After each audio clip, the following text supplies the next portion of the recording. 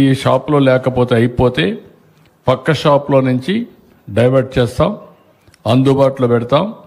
అదే మరిగా అక్కడ ఆ షాపులో కూడా ఎట్లా అమ్మారు, ఎందుకంటే అన్ని ఏరియాల్లో ఎంత యూరియా వచ్చింది, ఇంతవరకు ఎంత కొన్నారు, ఎంత ఈ క్రాప్ ఉంది, ఎంత అవసరం, ఎక్సెస్గా వాడితే ఎందుకు వాడుతున్నారు, ఈ డేటా కూడా అనలైజ్ చేసుకుంటున్నాం. మా ఉద్దేశం ఒకటే, ఏ ఒక్క వ్యక్తి రైతు అనే వ్యక్తికి సకాలంలో యూరియా సప్లై చేయాలి, ఎరువులు సప్లై చేయాలి. అదే సమయంలో ఎవరైనా స్వార్థపరులు కావాలని ప్రభుత్వాన్ని అప్రతిష్ట పాలు చేయడానికి డైవర్ట్ చేయడం, లేకుంటే స్మగ్లింగ్ చేయడం, వేరే పర్పస్లకు ఉపయోగిస్తే మాత్రం చాలా కఠినంగా ఉంటాం, చాలా ఫర్మ్గా ఉంటాం. ఎవరు వాడుకోవాలని వాళ్ళు వాడుకోవాలి. ఎవరైనా డ్రామాలు ఆడితే మాత్రం చాలా మామూలుగా కూడా కాదు, ఈ ప్రభుత్వం ఏంటో చేసి చూపిస్తాను కూడా హెచ్చరిస్తున్నా. ఈ విధంగా మొత్తం మీరు చూసుకున్నప్పుడు as on today every day ఎంత వాడుతున్నాం కూడా మా దగ్గర డేటా ఉంది. మా కలెక్టర్స్ అందరికీ చెప్పాను, అన్ని జిల్లాల్లో ఎవ్రీ డే ప్రెస్ రిలీజ్ కూడా చేయండి. ఈరోజు ఏ షాప్లో ఎంత యూరియా తీసుకున్నారు, ఎంత అవసరం ఉంది, ఎంత స్టాక్ ఉంది, అన్నీ కూడా డీటెయిల్స్ ఇస్తాం. రేపు రాబోయే రోజుల్లో అవసరమైతే ఈ రాష్ట్రంలో క్రిమినల్స్ ఎక్కువైపోయారు. దీనికోసం మొత్తం ఆధార్ అథెంటికేషన్ పెట్టి అదే సమయంలో యూరియా కూడా ఈ క్రాప్ కూడా తీసుకొని ఎవరెంత కావాలో అందరికీ యూరియా ఇస్తాం. There is no second thoughts. ఇది కూడా డైవర్ట్ చేసి స్మగ్లింగ్ చేసి లేదంటే వాళ్ళ మనుషులను పంపించి ఫేక్ మనుషులు పంపించి గొడవలు చేసే పరిస్థితి వస్తుంది. ఈరోజు నేను ఇక్కడ ఒక ఉదాహరణ చూసాం. ఆ పేరు కనుక్కుందరు మీరు, ఆ పేరు ఇట్టండి.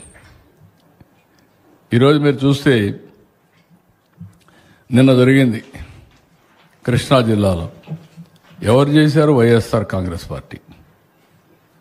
అంటే ఏమనుకుంటున్నారు నాకు అర్థం కావడంలా. వీళ్ళు మనుషులా లేకుంటే ఏంటి? ఇన్నిసార్లు చెప్పినా కూడా లెక్కలేనితనం. ఇతను ఎర్రా వాసు, ఎర్రా రామూర్తి, చీలి వెంకటేశ్వరరావు, కొలాంటి ఈశ్వరరావు ఆ ఊర్లో ఎరువులు తీసుకుపోయి డౌన్లోడ్ చేసి అక్కడి నుంచి పక్క ఊరికి పోతా ఉంటే ఆ లారీని హైజాక్ చేసే పరిస్థితి వచ్చారు. దాని ఒక ఇష్యూ. అంటే అక్కడ పోయి తెచ్చుకోవచ్చు, తెచ్చుకోకుండా కావాలని చెప్పి దీన్ని ఒక ఇష్యూ చేయడం కోసం హైజాక్ చేసే పరిస్థితికి వచ్చారు. దాన్ని పోలీస్ స్టేషన్ తీసుకుపోయి మళ్ళీ మార్నింగ్ నుంచి ఇవి చేస్తున్నారు. అంటే ఎలాంటి పనులు వీళ్ళు చేస్తున్నారంటే ఇంత పొరిపే మనం చూసాను. నేను ఆ డీటెయిల్స్ కూడా చెప్తాను. ముందు సబ్జెక్ట్ అంతా చూస్తే మీకు శ్రీకాకుళం నుంచి అన్ని జిల్లాలు పేర్లు చెప్పండి. నేను ఇక్కడ వరుసగా విజయనగరం, నెక్స్ట్ మాండ్యం, ఏఎస్ఆర్, విశాఖపట్నం, అనకాపల్లి. నేను ఎందుకు చూపిస్తున్నానంటే ప్రజలకు తెలియాలి. అవసరమైతే మీకు కూడా అందుబాటులో పెడతాను వెబ్సైట్, అందరూ చూసుకోండి. అంతేగాని ఇలాంటి కావాలని ఫేక్ రాజకీయాలు చేస్తే మాత్రం ఎవరిని వదిలిపెట్టను. చాలా ఫర్మ్గా ఉంటా. సోషల్ మీడియా ఉందని లేకుంటే వీళ్ళకి ఏదో నోరుందని ఇష్ట ప్రకారం వాగితే మాత్రం నోర్లు ముయించే పరిస్థితి తీసుకొస్తాం. కాకినాడ, కోనసీమ, ఈస్ట్ గోదావరి,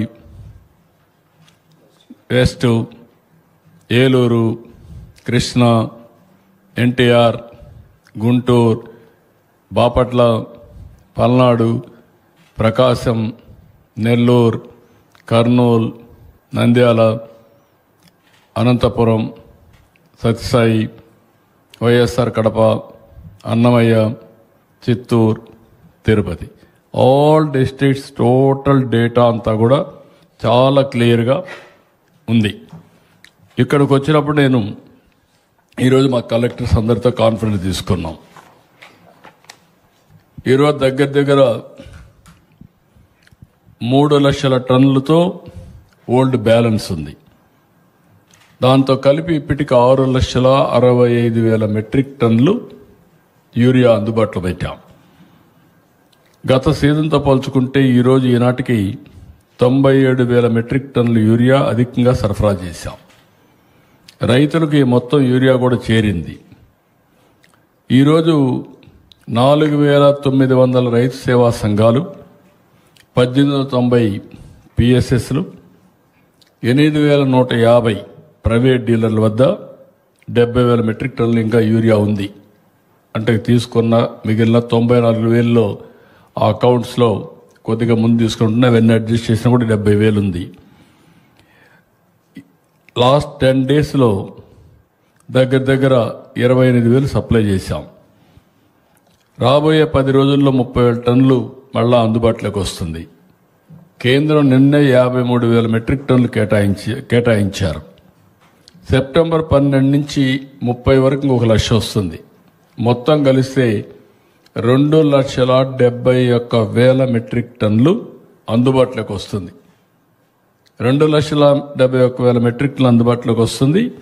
ఎవ్వరు కూడా దీనికి ఆందోళన చెందక్కర్లేదు. రబీకి కూడా 9,38,000 మెట్రిక్ టన్నులు అలాట్మెంట్ కూడా వచ్చింది. కాబట్టి ఎక్కడ కూడా ప్యానిక్ రియాక్షన్ అవసరం లేదు. కావాలని కొంతమంది రెచ్చగొడితే ఎవ్వరు కూడా సంవేదన పాటించండి. వాళ్ళ కార్యకర్తలు వస్తే ఎట్లా హ్యాండిల్ చేయాలో చేస్తాం. రైతుల ముసుగులో వైఎస్ఆర్ కాంగ్రెస్ పార్టీ కార్యకర్తలు వచ్చి రాజకీయం చేయాలంటే మాత్రం కబద్దార్ జాగ్రత్తగా ఉండండి. మర్యాదగా చెప్తున్నా. మీరేమనుకుంటారంటే మీరు నేరాలు ఘోరాలు చేసి యువతులపైన వేసి తప్పించుకోవాలని ప్రయత్నం చేస్తున్నారు. ఎంత నీచంగా ఉన్నారంటే వాళ్ళని చూస్తే వీళ్ళు మనుషులా పశువులా మనం చెప్పలేని పరిస్థితి. కుప్పంలో మొన్నే నేను ఇనాగరేట్ చేశాను. నేను అక్కడి నుంచి రాకమునిపే నేను వెళ్ళిపోతాను, నీళ్లు రావని మాట్లాడే పరిస్థితి వచ్చారు. ఒక పంపు 3 గంటలు టెక్నికల్ ప్రాబ్లం వచ్చింది. ఇమ్మీడియట్గా పంపుని రీప్లేస్ చేశారు. ఇప్పుడు కూడా పెడుతున్నారు. కాలువలు ఎండిపోయినాయి, నీళ్లు రావడం లేదు, మోసం చేశారని. అంటే ఏమనుకుంటున్నారు మీరు? సోషల్ మీడియా ఉందని మీ ఇష్టానుసారంగా వాగితే మీ సమాధానం ఇవ్వాలన్నిటికీ. అలాంటి వాళ్ళని ఏం చేయాలనో పగడ్బందీగా ఆలోచిస్తాం. వాస్తవాలు రాసే వాళ్ళని వాళ్ళు ఏదైనా రాస్తే తప్పుంటే కరెక్ట్ చేసుకుంటాం. తప్పుడు వార్తలు రాస్తే మాత్రం కబద్దార్ జాగ్రత్తగా ఉండండి. మీరు వేయడం మేము ఫేక్ న్యూస్ అని పెట్టుకోవాలన్నా? బుద్ధి జ్ఞానం లేదు మీకు? ఏమనుకుంటున్నారు మీరు? ప్రతిరోజు ఏదో ఒకటి పెట్టి ప్రజల అటెన్షన్ డైవర్ట్ చేసి కావాలని ఫేక్ న్యూస్ అంతా పెట్టే పరిస్థితికి వచ్చారు. అందుకే నేను చెప్పాను, ఈ ఎర్రా వాసు, ఎర్రా రామూర్తి, చీలి వెంకటేశ్వరరావు, కోలాంటి ఈశ్వరరావు వీళ్ళంతా వైఎస్ఆర్ కాంగ్రెస్ వాళ్ళు. మీరు రాజకీయాలుంటే మీ ఇంట్లో చేసుకోండి. ప్రభుత్వం దగ్గర మాత్రం తోక తిప్పితే తోక కట్ చేస్తాం. ఇంకొక ఆయన మాట్లాడతాడు, అక్కడేదో విశాఖపట్నం రైల్వే మనం స్టీల్ ప్లాంట్ ప్రైవేటైజ్ చేస్తే పోరాడతాడంట. ఎవరు చెప్పాడా నిన్ను పోరాడమని? ఎవరు ప్రైవేటైజ్ చేస్తారా? డెఫినెట్గా కొన్ని గవర్నమెంట్లు అన్నీ కూడా కొన్ని సర్వీసులు అవుట్సోర్సింగ్ చేసుకుంటారు సమర్థత పెంచడానికి. అది నెపం పెట్టి ఇష్టానుసారంగా మాట్లాడడం. 12,000 కోట్ల రూపాయల కేంద్రం ఇచ్చి ఈరోజు మళ్ళీ విశాఖపట్నం స్టీల్ ప్లాంట్ రివైవ్ చేసే ప్రయత్నం చేస్తే, తెలుగువారి ఆత్మ గౌరవాన్ని కాపాడితే, మన మనోభావాలు కాపాడడం కోసం దేశంలోనే మొట్టమొదటిసారి ఒక నిర్ణయం తీసుకుని ఆ నిర్ణయాన్ని పునరాలోచించి మళ్ళీ 12,000 కోట్ల రూపాయలు ఇచ్చి ఇప్పుడు ముందుకు తీసుకుపోతున్నాం. ఇలాంటి దౌర్భాగ్యమైన పార్టీని ఎప్పుడు చూడాల. వీళ్ళకి ఫిట్టింగ్ రిప్లై ఎప్పటికప్పుడు ఇవ్వాల్సిన అవసరం ఉంది. ఈరోజు మా కలెక్టర్స్ అందరికీ చాలా స్పష్టంగా ఆదేశాలు ఇచ్చా. ఎవ్రీ డే మీరు మానిటర్ చేసుకోండి. జిల్లాలో ఒకవేళ ఒక షాప్లో ఉండి ఒక షాప్లో అవసరమైతే మీరే ట్రాన్స్ఫర్ చేసుకోండి. ఏ ఒక్క రైతు మాకు ఎరువులు లేదనకుండా చూసుకునే బాధ్యత మీది. అదే సమయంలో ఎక్కడన్నా కానీ ఎరువులు లేదంటే నేనే అక్కడికి వెళ్తా, నేను అక్కడ చూస్తా, మా వాళ్ళ తప్పుంటే యాక్షన్ తీసుకుంటా. కావాలని ఇలాంటి న్యూస్ చేస్తే వాడిని తీసిపోయి బొక్కలో పెట్టి అక్కడి నుంచి పనిష్ చేస్తాం. తమాషా అనుకోవద్దండి. రేపటి నుంచి ఎక్కడ జరిగినా సరే రాష్ట్రం మొత్తం రైతాంగానికి అందరికీ విజ్ఞప్తి చేస్తున్నా, మీరు రాజకీయాల్లో మీరు భాగస్వాములు కావద్దండి. రైతులుగా ప్రవర్తించండి. మొన్నే 7,000 రూపాయలు మీ అకౌంట్లో వేసాం, అన్నదాత సుఖీభవ. అదే మరి ఈరోజు రాష్ట్రంలో పుష్కలంగా నీరంతా ఇచ్చాం. 95% రిజర్వాయర్లు నీళ్లు నింపాం. పోయిన సంవత్సరం నీటి కొరత లేకుండా చేశాం. ఈ సంవత్సరం కూడా మళ్ళీ అన్ని రిజర్వాయర్లు నీళ్లు నింపి భవిష్యత్తులో కూడా వాటర్ సెక్యూరిటీ కోసం పనిచేస్తున్నాం. అదే మరి ఎక్కడికి ఎవ్వరికి ఇబ్బందులు లేకుండా ఫెర్టిలైజర్స్ కానీ పెస్టిసైడ్స్ కానీ అన్నీ కూడా మానిటర్ చేస్తున్నాం. అదే సమయంలో రైతులు గుర్తుపెట్టుకోవాలి, మీరు ఎక్కువ యూరియా వేసి మొత్తం దీనివల్ల ప్రజల ఆరోగ్యానికి కూడా ప్రమాదం. నేను ఆ మాట చెప్పాను. ఈ సంవత్సరం దగ్గర ఒక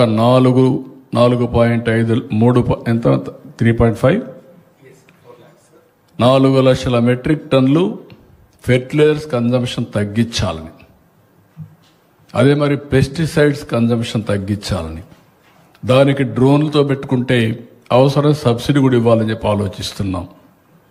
దానివల్ల రాబోయే రోజుల్లో మన రాష్ట్రంలో ఆరోగ్యవంతంగా ఉండే అవకాశం వస్తుంది. లేకపోతే ఫెర్టిలైజర్స్ ఎక్కువ వాడితే క్యాన్సర్ వస్తుంది, పెస్టిసైడ్స్ ఎక్కువ వాడినా క్యాన్సర్ వస్తుంది. ఈ విషయం కూడా మనం గుర్తుపెట్టుకోవాలి. ఎక్సెస్ యూజ్ చేస్తే కొనేవాళ్ళు కూడా ఉండడం లేదు. ఇటీవల చైనాకి వెళితే ఒక కన్సైన్మెంట్ తిరిగి పంపించారు.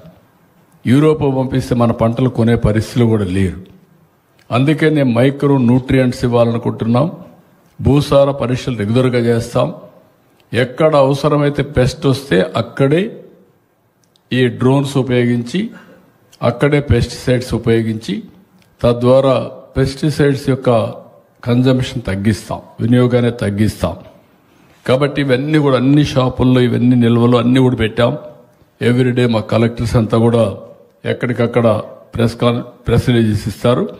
ఇవన్నీ ఇచ్చిన పక్క రాష్ట్రాలకు ఎక్కడా పోకుండా నిఘా పెట్టమన్నాం. ఎందుకంటే నైబరింగ్ స్టేట్స్లో కొంత డిమాండ్ ఉంది. ఉన్నప్పుడు ఇక్కడి నుంచి అక్కడ పోయే ప్రమాదం ఉంటుంది. అవి కూడా కొంచెం జాగ్రత్తగా చూసుకోమన్నాం.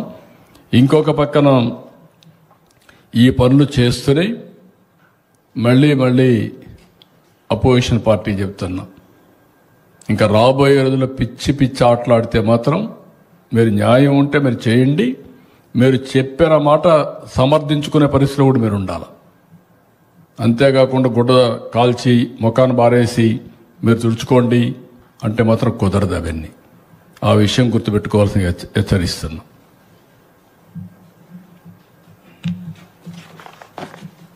మనం చూసాం మామిడి ఏం చేశారు, బలవంతంగా తీసుకు తొక్కిచ్చారు. మనం చూసాం కోకో ఏ విధంగా డ్రామాలు ఆడారు. HD burley we are procuring nearly 20 million kgs, never in the history.